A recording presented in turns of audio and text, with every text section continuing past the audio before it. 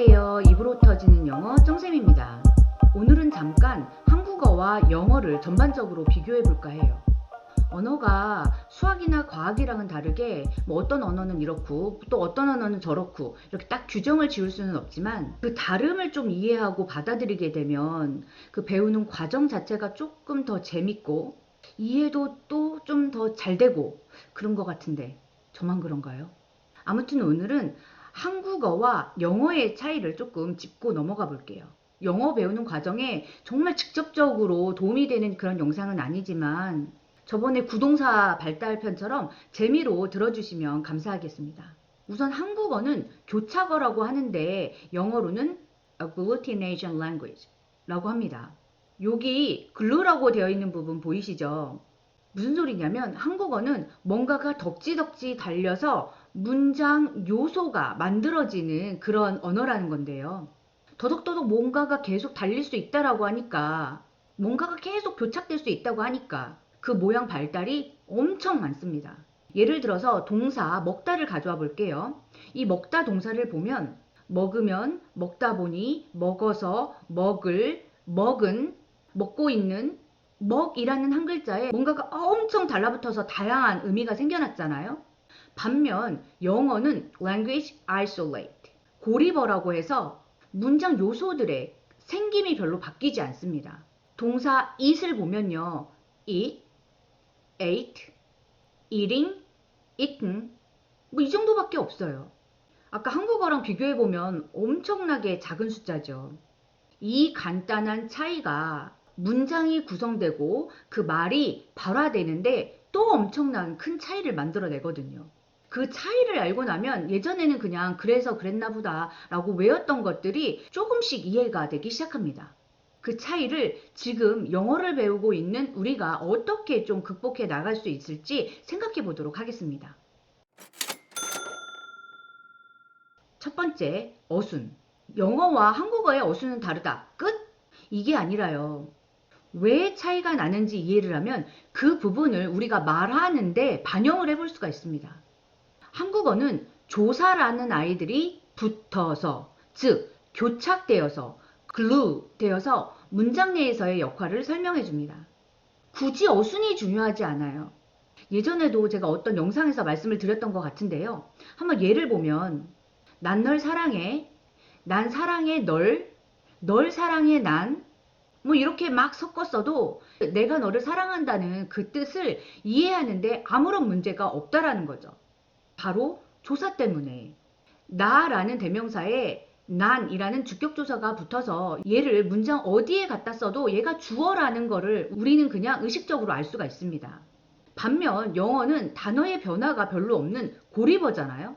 단어가 떨렁 있으니까 이게 위치가 바뀌어버리면 도대체 얘가 주어인지 목적어인지 구분을 할 수가 없게 되는 거죠. 그래서 문장 내에서 요 단어가 어디에 자리를 잡느냐, 즉 어순이 엄청 중요한 언어입니다. I love you. 난 널 사랑해. 근데 이거 어순을 바꿔뜨려 버리면 you love me. 뜻이 완전히 반대가 되죠. I, you love. 말도 안 되는 헛소리가 됩니다. 특히나 우리말과 영어는 어순이 완전히 반대라고 하잖아요. 우리말은 주어, 목적어, 동사, 동사가 맨 나중에 나오는 구조이고 영어는 주어, 동사, 나머지 것들을 붙여주는 구조이거든요. 자, 여기서 영어를 배우는 우리가 머릿속에 꼭 집어넣어야 될 팁. 우리는 처음 말을 시작할 때 그냥 아무렇게나 내뱉어도 뒤에서 정리할 수 있어요. 뒤에서 마무리할 수 있습니다. 그래도 전혀 틀린 문장이 아니거든요. 하지만 영어는 문장을 시작하는 순간 꼭 기억해 주세요. 주어, 동사, 목적어, 어순이 엄청 중요하다. 그 자리에 꼭 그 단어가 들어가야만 한다. 한국어와 영어의 차이 두 번째, 바로 생략입니다. 한국어는 단어 자체에 뭔가가 주렁주렁 달려있기 때문에, 즉 교차어이기 때문에, 글루되어 있기 때문에 전반적인 상황이나 뜻이 유추될 수 있어요. 아까 나라는 대명사에 난이라고 주격조사가 붙었잖아요. 그러니까 얘는 난 이렇게만 말해도 얘가 이거 주어인갑다 이렇게 이해가 된다라는 거죠. 즉 맥락 속에서 유추가 쉽다라는 것은 많은 생략이 가능합니다. 뭐 한국어에서 주어 생략하고 목적어 생략하고 인칭 대명사 생략하고 비일비재하죠. 대충 막 던져도 상대방은 찰떡같이 알아먹습니다. 우리가 워낙 뭐 빠릿빠릿한 민족이기도 하지만요. 이게 가능한 건 한국어가 교차어이기 때문이기도 합니다. 반면 영어는 단어 자체가 독고다이, 대부분 홀로 이렇게 있기 때문에 단어만 띡 던져서는 이게 뭔 소리야? 하기 십상인 거죠. 이게 도대체 문장 내에서 뭘로 쓰였는지 알 길이 없습니다. 예를 들어 볼게요. 한국말로 거기 갔더니 맛있어? 우리말을 보면 네가 거기에 갔더니 그 음식이 맛있더냐? 다 유추할 수 있어요. 우선 가다라는 동사를 살펴보면 가다에서 갔더니 라고 바뀌면서 앞뒤 맥락이 없어도 뜻 유추가 가능합니다.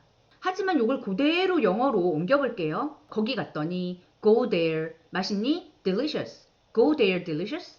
갔더니 맛있냐는 건지 go there 뭐 거기를 가라는 건지 전혀 문장 자체가 성립하지를 않죠. go에 뭔가를 붙여서 갔더니 라고 표현할 길이 없기 때문입니다. go는 그냥 go일 뿐이죠. 독고다이. 그러면 또 우리가 여기서 기억해야 할 거. 영어를 배우는 데 있어서는 문장 구성 능력이 엄청 중요하다라는 건데요. 아까 그 문장을 생략된 부분을 그대로 살려서 영어 문장으로 만들어 볼게요. When you went there, was the food delicious? 갔더니 맛있냐? When you went there, was the food delicious? Was the food good? 뭐 대충 이렇게 구성을 해봤는데요. 그럼 정말 네이티브들은 이렇게 말할까요? 그렇지 않아요. 얘네들도 문장 내에서 쓰잘데기 없는 부분이 막 들어간 거 엄청 싫어하거든요. 얘네도 나름 생략을 합니다. 그럼 어떻게 바꿔볼 수 있을까요? 여기서 우리가 지금 연습하고 있는 명사 감각을 가져올 수 있습니다. When you went to the restaurant 이렇게 긴 부분 대신에 명확한 단어, 의미 있는 단어 그 한 개를 가져오는 거예요. restaurant 이것만 살리는 거죠.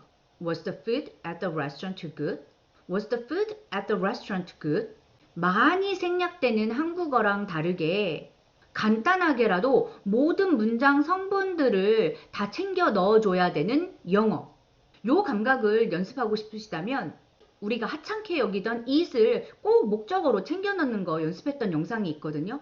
그거 위에 카드를 클릭하셔서 연습해보면 좋을 것 같습니다. 자, 세 번째 다른 점, 시제입니다.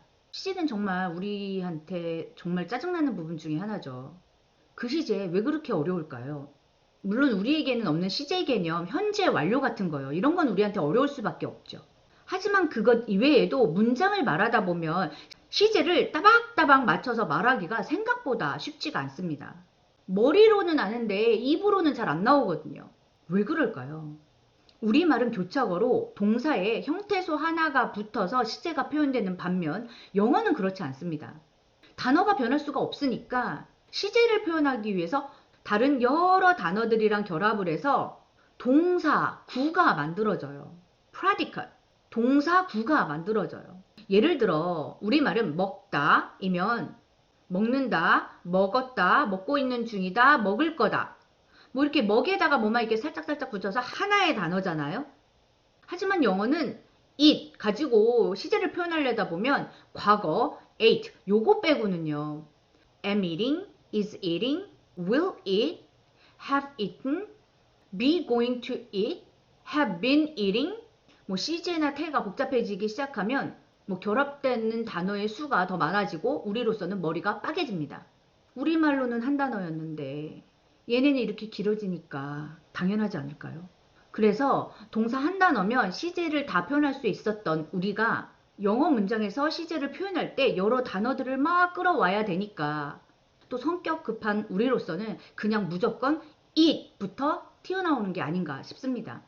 그러면 또 여기서 우리가 기억해야 될 거 주어, 동사, 목적어 꼭 챙겨 넣으면서 문장을 구성할 때 동사 파트에서 시제나 태를 표현하기 위해서 그냥 동사만 휙 내던지는 것이 아니라 반드시 한 템포 쉬고 동사에 어떤 단어를 달아줘야지 완벽한 동사구가 되지?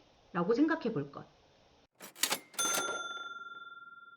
자, 오늘 이렇게 한국어와 영어의 차이를 나름 정리를 해봤습니다. 여기 내용은 제가 여기저기 전문 서적을 뒤적거려가지고 찾아낸 내용에 영어를 배우면서 개인적으로 느꼈던 경험이랑 또 영어를 15년 이상 가르치면서 나름 깨달은 내용을 정리해 본 것이거든요. 앞서도 말씀드렸듯이 언어는 수학이나 과학처럼 어떤 정답이 딱 정해져 있는 건 아니잖아요.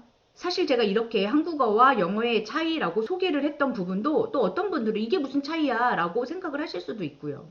뭐 이런 잡다구리한 내용보다는 그냥 문장의 형식이라든지 이런 것들을 외우는 것이 훨씬 도움이 된다라고 생각하실 수도 있습니다. 하지만 우리가 오래전 학교에서 정형화된 문법으로 좀 실패를 맛봤잖아요.